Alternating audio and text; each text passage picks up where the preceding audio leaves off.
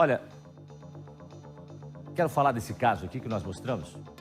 Também tem novidade hoje. E assim, deixou todos indignados, né? 11 facadas. Um filho que mata o pai. Os detalhes dessa história deixam a gente praticamente sem palavras. O caso foi no final do mês passado, em Pinhais, aqui na região metropolitana. Tem como explicar tamanha violência? Foi o que aconteceu, foi o que tentou fazer o rapaz que estava sumido depois de esfaquear o pai dentro de casa. Coloca essa reportagem no ar. Exatamente um mês depois, Bruno Piloto, de 19 anos, o jovem que matou o próprio pai a facadas, finalmente foi chamado para prestar depoimento. Na chegada na delegacia de Pinhais, Bruno, a mãe e o advogado não quiseram falar nada.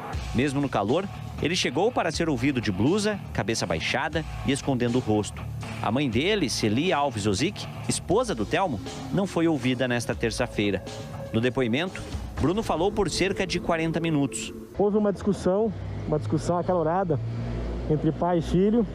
O pai muito alterado, embriagado, como de costume, violento. E ele, no momento de desespero e de sobrevivência, mesmo de instinto de sobrevivência, pegou uma faca de cozinha que estava ao seu alcance e utilizou para se defender.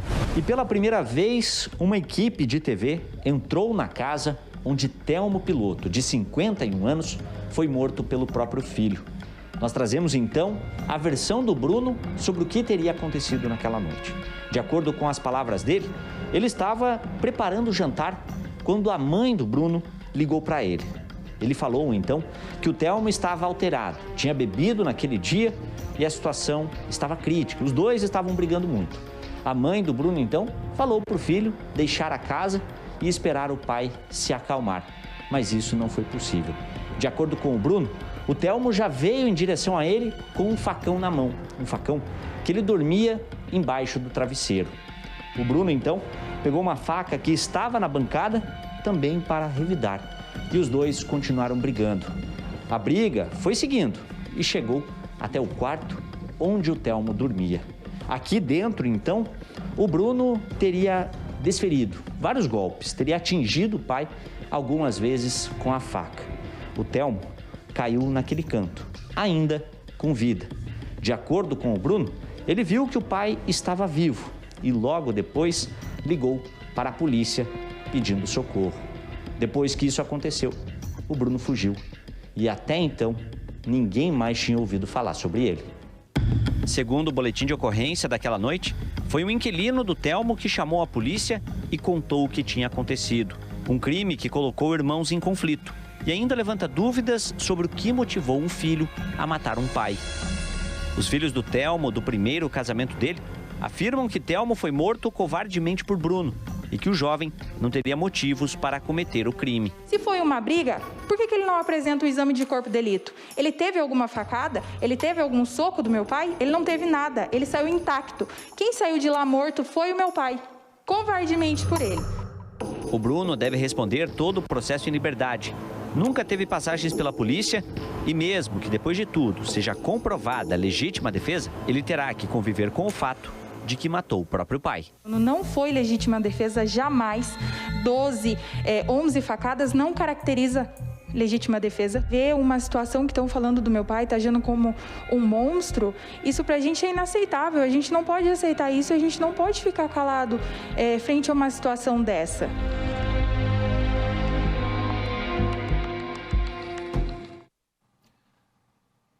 Olha, o advogado de defesa diz que Bruno não estava drogado e que foi ele quem chamou o socorro para o pai. Deixa eu ouvir. De droga, de álcool, se submeteu até a prova pericial para poder fazer algum tipo de exame. E ele estava assim abalado, lógico, transtornado, mas nada sobre efeito de droga e de álcool em hipótese alguma. Ele teve o cuidado ainda de ver o pai vivo, ligar para a polícia e pedir socorro. Então tem provas que ele que chamou a polícia, ele que pediu socorro. Pois é, aí eu fico imaginando o seguinte, né? A situação por si, um filho matar o próprio pai. Bruno, né, vai responder por esse caso, doutora Márcia? né? É o que tudo indica, se realmente for comprovado que foi ele, porque a defesa ainda alega que foi ele quem chamou a polícia, enfim. Quer dizer, ainda existem coisas para serem esclarecidas, mas nós temos aí uma família destruída, irmãos em conflito, né? Por causa dessa situação. E eu fico imaginando, independentemente se foi o Bruno, se não foi, qualquer um que faça uma situação dessa contra o pai, contra a mãe, né, jovem, vai carregar isso para o resto da vida. É um verdadeiro drama, né? Jason, pelo que foi informado, o Bruno afirma que foi ele, mas afirma que fez isso numa situação de legítima defesa. Mas isso não é tão difícil de comprovar. Por quê? Porque o próprio corpo vai ter as marcas das facadas e vai se comprovar se essa pessoa estava de pé ou deitada no momento que recebeu as facadas. Isso pelo ângulo de entrada das facadas, ou seja, da faca, é possível comprovar.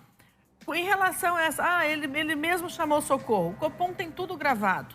Então é só pegar as gravações de todas as chamadas que foram feitas, que às vezes não foi só uma pessoa, foram vários vizinhos. E isso também é possível se comprovar. Mas, de fato, uma situação trágica, quando você tem autor e vítima na mesma família, a gente tem um componente emocional muito mais gravoso. Por quê? Porque nós vamos ter, ao mesmo tempo que ele é filho, né, do Telmo, ele também é irmão dessas outras pessoas.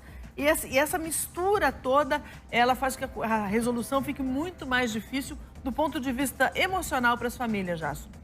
Doutora Márcia, na versão, inclusive, da defesa de Bruno, o Telmo estaria bastante alterado e nervoso no dia em que ele foi morto. O Bruno afirmou ao delegado que só queria se defender porque o pai partiu para cima dele com um facão. Mas aí é o seguinte, os outros filhos do Telmo compartilharam um áudio com a nossa equipe. Era uma mensagem de boa noite enviada à filha, Michele, cerca de 40 minutos antes de ser morto pelo jovem, pelo outro filho, pelo irmão da Michele. No áudio, o Telmo não parece estar exaltado. Até a gente vai ouvir de novo. Coloca aí. Oi, eu não falei que te amo hoje. Me desculpa, me perdoa. O papai levantou às 1h30 da manhã e já fiz a oração para todo mundo aí que tinha que acontecer. Mas eu te amo, filho, tá bom? Bom trabalho aí, bom descanso. Nesse áudio que teria sido enviado para a filha 40 minutos antes de acontecer toda essa situação, não me pareceu que ele tivesse alterado. Deixa eu ouvir de novo. Oi, eu não falei que te amo hoje. Me desculpa, me perdoa. O papai levantou às 1h30 da manhã e já fiz a oração para todo mundo aí que tinha que acontecer. Mas eu te amo, filho, tá bom? Bom trabalho aí, bom descanso. As palavras corretamente, né, doutora Márcia? De fato, não aparece que ele esteja alterado por qualquer coisa, seja por estar nervoso, seja por estar alcoolizado, enfim. Temos esses 40 minutos, não sabemos o que aconteceu nesse período.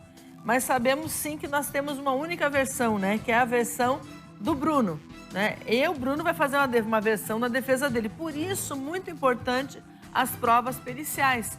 Porque as provas periciais, seja o exame de necrópsia, seja o exame do local, é que vão dar a voz para o Telmo, né?